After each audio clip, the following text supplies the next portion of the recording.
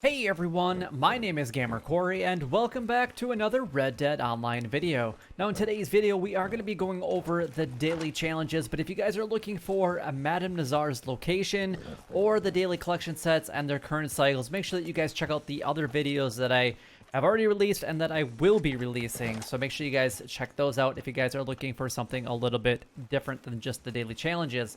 But anyway, let's go ahead and get right into it. But if you guys are enjoying these types of videos, then don't forget to like, comment, and subscribe down below. It would help me out a lot and is greatly appreciated. A like definitely goes a long way here on the channel. So show your love and support and click on that like and subscribe down below. It literally takes like 2 seconds of your time. So just go ahead and do that right now. Alright, so the first thing that we're actually going to do is we're going to go over the daily challenge list, and then we're going to follow that up with extensive detail. So let's go ahead and get started. Not the log, let's daily challenges. Daily general challenges, we got 1 cormorants plucked. We got a distance of 5280 traveled by mount. We got 5 items sold to Gus, 3 non-player enemies hats shot off. We got 1 photograph your horse. 1 place top 3 in a takeover showdown, and then place top 3 to score in free roam events. The bounty hunter role, we got 3 bounty targets tagged with tracking arrows, 3 eagle eye used to track a bounty target, and then 1 player bounty collected. Trader role, we got 3 donated deadly predator carcasses or skins. We have 3 medium carcasses donated to crypts, and then 1 resupply mission completed with 5 minutes left. The collector role, we got 3 antique alcohol bottles found, 2 collectibles found with a metal detector, and then 3 lost jewelry found. The moonshiner role, we got 2 moonshine bar dance for 2 minutes, 4 moonshine served to other players at a bar, 1 moonshine sold with at least 18 bottles intact. The naturalist role, we got 1 don't kill any animal for 24 game hours, and then 3 forest or river animal samples taken, and then 2 hardy tonics used when too hot or too cold. Alright, so you guys have the possibility of actually earning 11 gold bars every single day. The main requirement to make sure that you guys get 0.5 per gold per daily challenge is to make sure that you've completed at least 1 daily challenge for 21 days in a row. And then obviously maintaining it that so you don't have to start all the way over. You miss 1 day, you start all the way over. Some people have asked me that lately.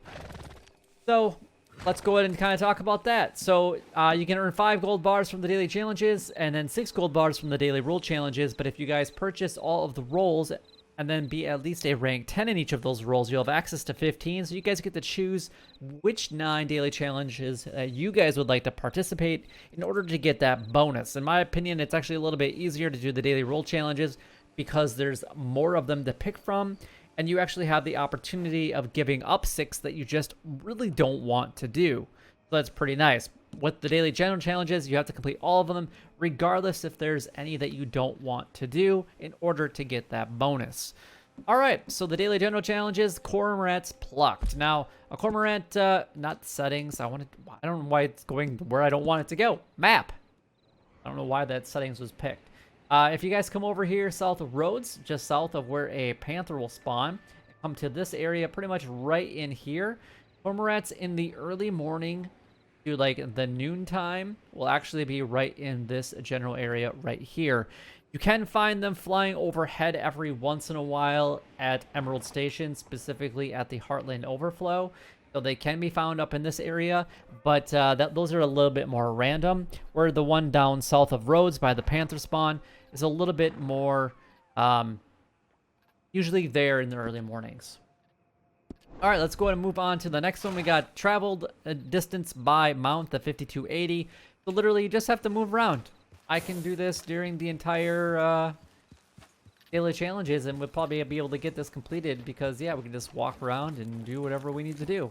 The next one is going to be 5 items sold to Gus. It doesn't matter what 5 items, as long as you can actually sell them to Gus. It's pretty much the same thing as a butcher, and I believe the prices there are the exact same. You just can't sell the meat. You have to sell, basically it's going to be like crypts, but you get the money that you would get from donating or selling them to the butcher. I hope that makes sense. All right, so let's go to move on to the next one. The next one is actually going to be non-player enemies hats shot off. Now, for this one, I recommend that you guys either use the bootlegger missions, the poacher missions, or a gang hideouts, just because you don't have to worry about hurting your honor, if that's something that you're worried about. If you don't care about your honor, then go to Thieves Land or up to Van Horn. But basically what you want to do is just instead of getting a headshot, just aim up a little bit higher. So flick that stick up just a little bit higher, and you should be able to get that hat shot off. It does take a few practice shots in order to get it, but once you kind of figure it out exactly where that sweet spot is at, you'll be able to get a hat shot off pretty quickly. The next one is going to be photograph your horse. Now this is probably one of the other super easy ones for today. I'm actually going to get off my horse so I can actually recover a little bit. But all we have to do is look at the horse, pull out our camera, aim it at the horse, take a picture of the horse, and look at that. We're going to get our 0.5 gold. Really? I need to go back a little bit further. Try this again, shall we? Is that better? There we go. Apparently it didn't like me being that close. So, guess it is what it is. So that one's actually very simple to actually get done as long as you're far enough distance away from your horse when you need to do that one. The next two are going to be PvP based, so if you're not really into PvP, then these two are definitely not going to be for you. But we got place top 3 in a takeover series. Just keep doing it until you can place top 3, and it specifically has to be the takeover, so it can't be the shootout. And then place top 3 with the score in free roam events, so this is going to be anything that's, again, that you can basically get a score. So this is going to be a majority of things, but not all of them are PvP. Like you could do Master Archer, you could do a couple other ones, but as long as you can always guarantee that you're going to get top 3, whatever you're the best at for that one, then go ahead and get that one completed. Alright, so we got the Bounty Hunter role, which is the only role that does pay out additionally in gold. So we got 2 bounty targets tagged with tracking arrows. This does require you guys to purchase the pamphlet. If you guys don't have the money for the tracking arrow pamphlet, don't buy it. It's not worth it in my opinion. But if you got plenty of money and have already purchased everything else that you could possibly want, then go ahead and purchase this one. Because the only time that you're ever going to use the tracking arrows, the only time that you're ever going to do this specific one anyway, or use the tracking arrows in general, is for the daily daily challenges. We got 3 Eagle Eye used to track a target. The best way to do this is if you guys can get the one where you have to basically inspect different areas, and each time that you inspect a clue, you track them. Otherwise, yeah, there's opportunities that you guys can do. If you guys like let the guy get up and run, you can track them again and then tackle them again and then let them up, and you can do that over and over. But if you can get lucky enough to find the one where you have to inspect different areas before you find your bounty target, that's, in my opinion, the easiest one. And then 1 player bounty collected. The easiest way to do this is, well, it's with you know, Rockstar not really doing anything about having the amount of people in the lobby. I mean, I was the only one in the lobby yesterday. It's going to make it pretty hard to get a player bounty collected. So the best way to do this is going to be with a friend, and making sure that they are not part of the same posse, and then they will kill you. You will press charges on them, and once they get high enough bounty, you'll be offered a player bounty, and then you collect that, and then you return the favor by you shooting your friend. They press charges on you, and they collect your bounty when the time comes. The trader role, we got 3 deadly donated predator carcasses or skins, so you can do wolves, bears, so black bear, grizzly bear, panther, cougar, alligators. All of those will work. In my opinion, setting up your camp inside a blue water marsh or the bayou is going to be the best way, because you can find a ton of alligators all around that area, and it really doesn't take that long to get that one completed. Then we got 7 medium animal carcasses donated to crypts. So that's going to be pretty much anything on the side of the horse. Rabbits, raccoons, Virginia possums, things like that. Just donate those to crypts. And then you can also put them in the side of your hunting wagon and then bring them all back at once if you would like. And then we got 1 resupply mission completed with 5 minutes left. So basically do a resupply mission as fast as you possibly can.